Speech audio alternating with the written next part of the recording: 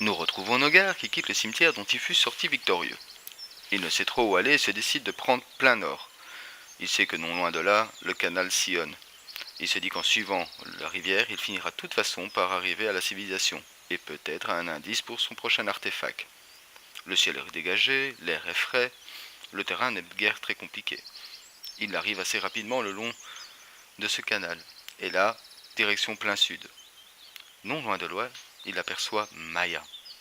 Il tente de la rejoindre, mais elle semble s'éloigner à chaque fois qu'il est tout près, comme si elle ne prenait pas conscience de la présence de Nogar. Maya! Maya! Mais rien n'y fait. Elle ne se retourne pas, et semble ne pas l'entendre. Il reprend de plus belle. Maya! Maya! Attends-moi, nous devons nous entretenir. Mais là encore, aucune réaction. Elle avance toujours sans prendre conscience de la présence de Nogar. Il se met à courir afin de la rattraper, il lui touche la main, et là, elle se retourne. Son visage est blême, des larmes de sang coulent le long de ses joues.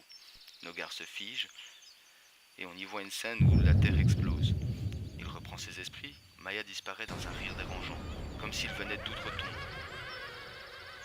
Nogar se réveille, couché dans l'herbe, le long de la berge du canal. Il est un peu hagard, mais après quelques secondes, il reprend ses esprits. Il se demande si cela était un rêve ou une prédiction. Il se lève, scrute les horizons, puis se retourne, et là, face à lui, on revoit Maya, toujours ensanglantée, lui tendant la main, et elle lui dit « Aide-nous, n'abandonne pas. » Elle disparaît dans un épais brouillard. Il regarde à nouveau autour de lui, ferme les yeux, les réouvre et repart sur le chemin longeant le canal. Il marche d'un pas décidé, l'air pensif, le regard perdu dans le vide. Était-ce un rêve? Quoi qu'il en soit, il faut que je sache. Il décide de s'arrêter et de méditer. Si les infos que Maya sont bonnes, il suffit de méditer pour pouvoir lui parler. Après quelques minutes, il sent une main se poser sur son épaule. Il ouvre les yeux.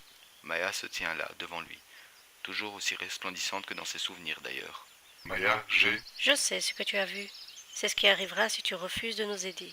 je comprends mieux maintenant pourquoi tu as fait appel à mes services. Quoi qu'il en soit, nous n'avons pas de temps à perdre.